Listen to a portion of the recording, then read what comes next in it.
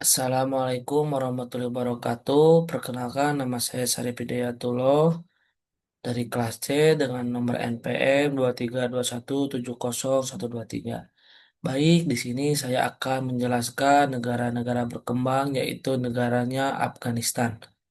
Langsung saja kita ke profil negara Afghanistan. Ibu kota negara Afghanistan yaitu Kabul dengan dua bahasa resminya yaitu dari versi Afghani dan Pashto. Dan yang ketiga ada pemerintahannya yaitu Keamiran Islam Afghanistan atau dipimpin oleh Amir dengan Perdana Menteri yaitu sebagai kepala pemerintahan pada sejak 2021 setelah Taliban berkuasa. Dan yang keempat ada kepala negara Afghanistan yaitu Amir Hibatullah Ahmadjanda atau pimpinan tertinggi Taliban sejak pada 2021. Dan yang kelima ada Perdana Menteri di Afghanistan yaitu Muhammad Hassan Akhund atau de facto sejak 2021. Kemerdekaan negara Afghanistan yaitu pada tanggal 19 Agustus 1919 dipengaruhi oleh Inggris setelah Perang Anglo atau Paghan ketiga. Mata uang negara Afghanistan yaitu Afghani atau AFN. Di sini juga ada agama di negara Afghanistan yaitu mayoritas Islam sekitar 99,7% Islam. Next, langsung saja kita ke letak astronomis dan geografisnya. Yaitu letak astronomis negara Afghanistan 29 derajat tentang utara sampai 39 derajat tentang utara dan 60 derajat bujur timur sampai 75 derajat bujur timur.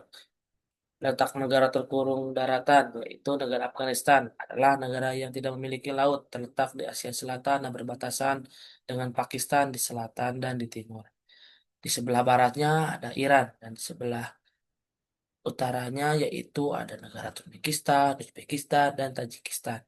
Dan di sebelah timurnya yaitu ada negara laut dan secara langsung berbatasan dengan negara Tiongkok. Luas wilayah negara Afghanistan yaitu kurang lebih sekitar 652.230 km persegi dengan jumlah penduduk kurang lebih 38 juta jiwa pada tahun 2022. Next, langsung saja kita ke iklim, cuaca, dan musim.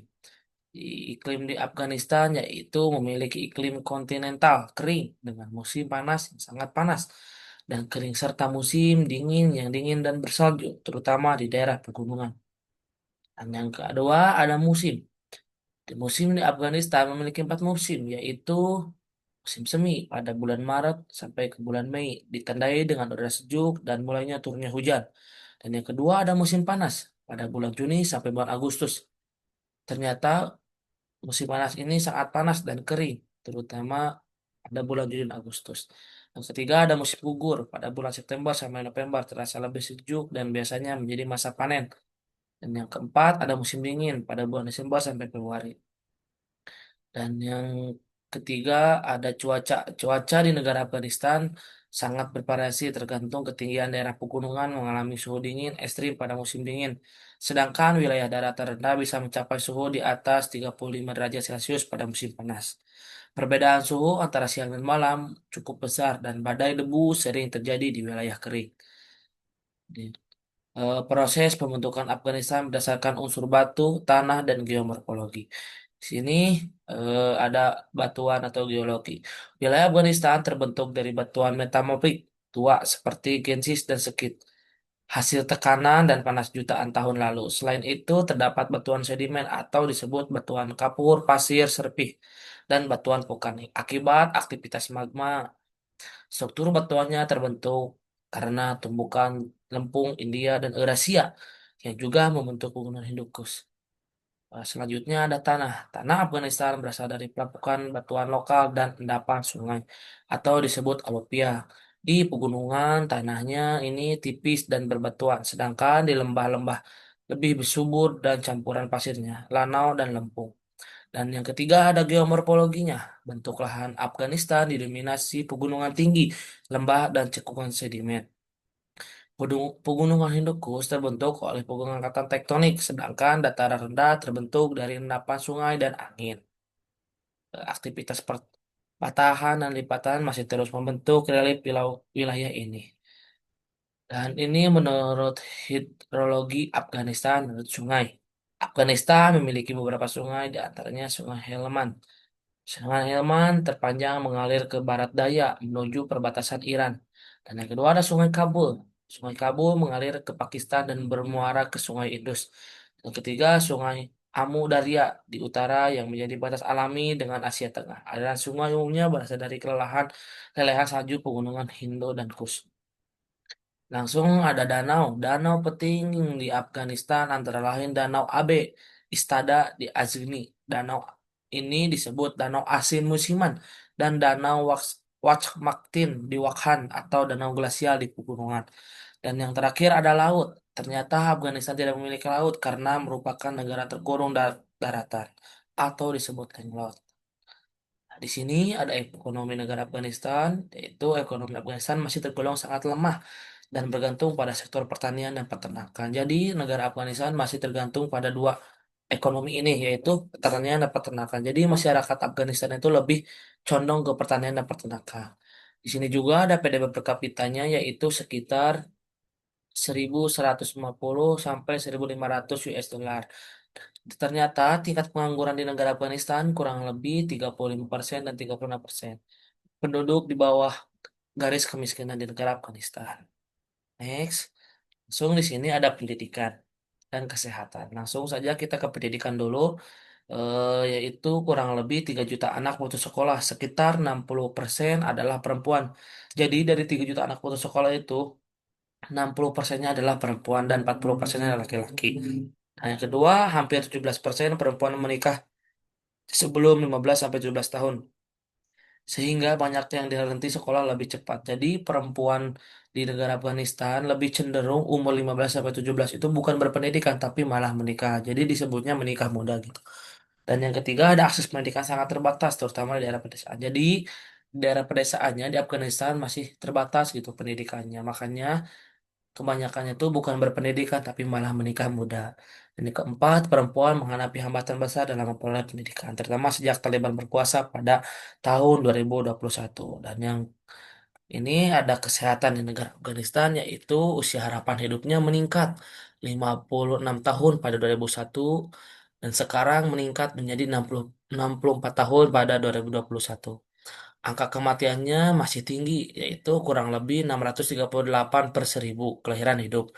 Dan angka kematian bayinya kurang lebih 1.106 dari 1.000 angka kelahiran hidup. Akses air bersihnya membaik dari 16% pada 2001, sekarang menjadi 89% pada 2021 di perkotaan. Afghanistan juga belum bebas dari penyakit polio. Nah, di sini juga yang tadi sudah saya jelaskan, di sini ada agama, etnis, bahasa, pastor, makanan khas, dan lain-lain. Ternyata makanan khas di Afghanistan itu yaitu kabuli palau, yaitu kabuli palau itu nasi berbumbu dengan daging dan kismis. Nah, di sini juga ada musiknya yaitu lagu-lagu rakyat dalam bahasa dari dan Pashto. Nah, langsung saja kita di sini ada permasalahan di Afghanistan yaitu negara Afghanistan menghadapi berbagai permasalahan serius yang mencakup bidang politik, ekonomi, sosial, dan lingkungan. Ketidakstabilan politik akibat konflik berkepanjangan menyebabkan lemahnya pemerintahan dan keamanan nasional. Kondisi ini berdampak pada kemiskinan yang tinggi, terbatasnya lapangan kerja, serta menurunnya kualitas hidup. Jadi, di negara Afghanistan juga di sini masih permasalahannya masih banyak ya, terutama di ekonomi dan sosialnya. Ekonominya masih rendah gitu dan dari lingkungan juga mungkin masih kurang efektif gitu. Di sini ada 10 konsep geografi di negara Afghanistan, yaitu lokasi. Satu lokasi Afghanistan terletak di Asia Selatan dan Tengah, di antara Irak, Pakistan, dan Turkmenistan, dan Uzbekistan, dan Tajikistan, dan Tiongkok. Lokasinya yang strategis di jalur pegunungan Hindukush, menjadikannya pertemuan antara Asia Tengah dan Asia Selatan. Penting secara politik dan ekonomi sejak masa jalur sutra. Dan yang kedua yaitu ada jarak. Jarak antar kota Afghanistan cukup jauh karena kondisi medan pegunungan, misalnya antara ibu kota dan antara Kabul ke Herat sekitar 800 kilometer. Namun, waktu tempuh yang sangat lama itu menjadi salah satu faktornya adalah infrastruktur yang belum memadai dan terbatas. Nah, jadi negara Afghanistan secara infrastruktur belum menyeluruh membaik gitu.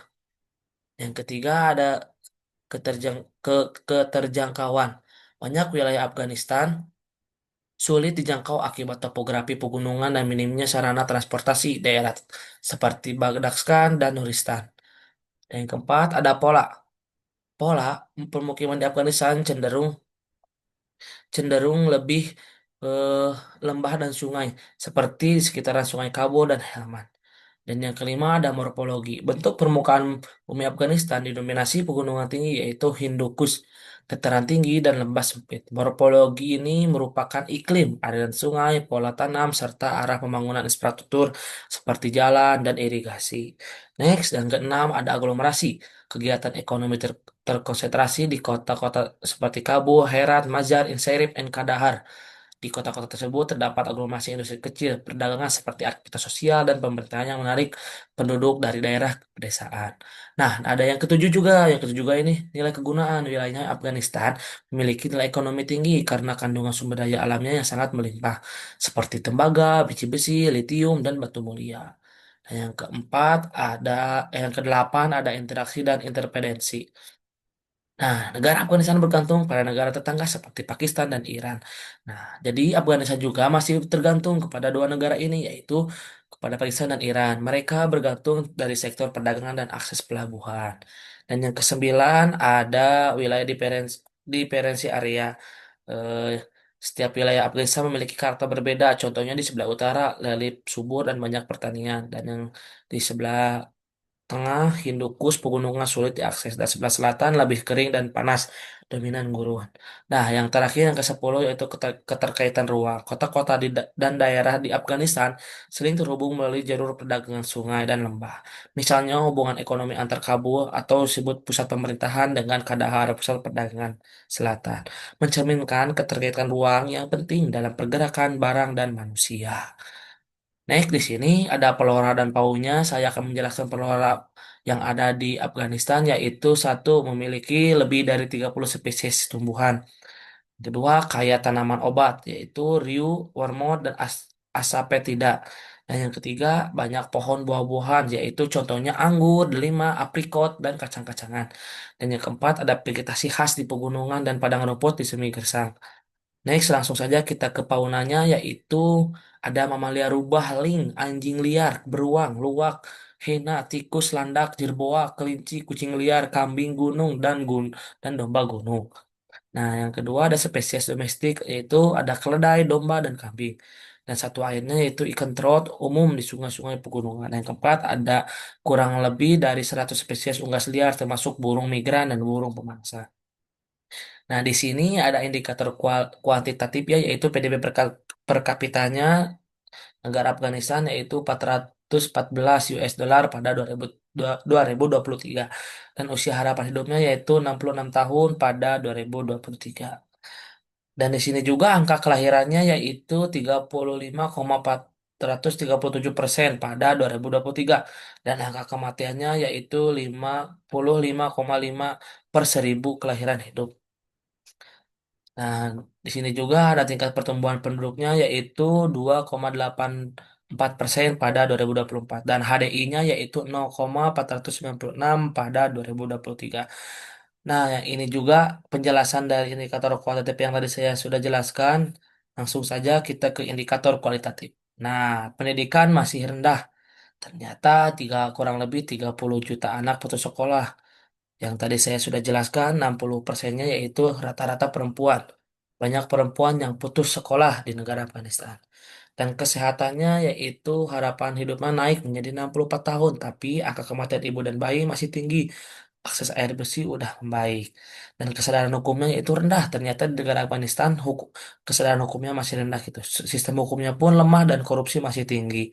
Dan yang terakhir itu mata pencarian mayoritasnya kurang lebih 85% penduduk bergantung pada pertanian dan peternakan sederhana. Nah,